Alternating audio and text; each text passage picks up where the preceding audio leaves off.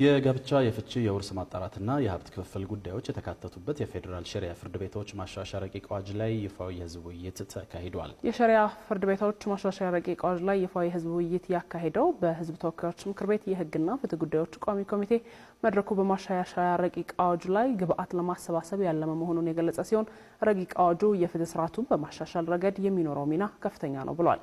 በመድረኩ ተሳታፊዎች የተነሱ ለረቂቅ አዋጅ ግብአት የሚሆኑ አስተያየቶችን አካተን ተከታዩን ዝርዝር ዘገባ አሰናድተናል። አቤል አበበ እንደሚከተለው ወደ እናንተ ያደርሰዋል። የህዝብ እንደራሴዎች ምክር ቤት የህግና ፍትህ ጉዳዮች ቋሚ ኮሚቴ የሸሪዓ ፍርድ ቤቶች ማሻሻያ ረቂቅ አዋጅ ላይ ህዝባዊ የውይይት መድረክ በትላንትናው ዕለት አካሂዷል።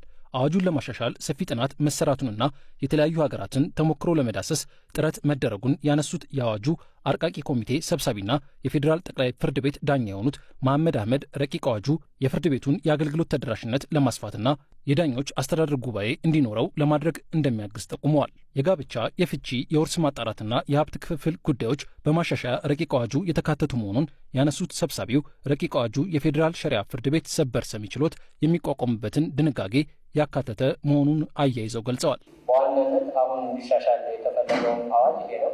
ምክንያቱም አብዛኞቹ ስራው ከ25 ዓመት በላይ የቆየና ብዙ ጊዜ ያስቆጠረ አዋጅ ከመሆኑ አንጻር ብዙ ክፍተቶች ያሉበት መሆኑን አይተናልና ይህን ክፍተቱን የበለጠ ለመድፈን ካገኘናቸው ጥናቶች አንጻር አዲስ አዋጅ ሊቋቋም ይገባል ወይም ሊወጣ ይገባል የሚለው ነገር መሰረት አድርገናል። በፈቃደኝነት አሰጣጥና ተቃውሞ አገላለጽ ላይ ያሉትን ነገሮች ለማየት ሞክረናል። በመድረኩ የቀረበውን ረቂቅ አዋጅ የተከታተሉት ተሳታፊዎችም ረቂቅ አዋጁ ላይ ሊካተቱ ይገባል ያሏቸውን አስተያየቶች የሰጡ ሲሆን በተለይም የጋብቻ የፍቺ የውርስ ማጣራት አካታችነትና የሀብት ክፍፍል ጉዳዮች በስፋት ተነስተዋል። ፍርድ ቤቱ ማለትም ጠቅላይ ሸሪዓ ፍርድ ቤቱ ተጠሪነቱ ቀጥታ ለህዝብ ተወካዮች ምክር ቤት ቢሆን ይበልጥ የተጎዱት ሴት እህቶቻችን ላይ ከፍተኛ መከራ ነበር።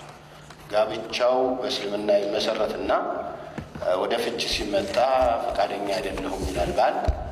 እንግዲህ በእስልምና የተጀመረን ከእስልምና ውጭ ባለ ዳኝነት እንድትሄድ ትገደዳለች ሴቷ።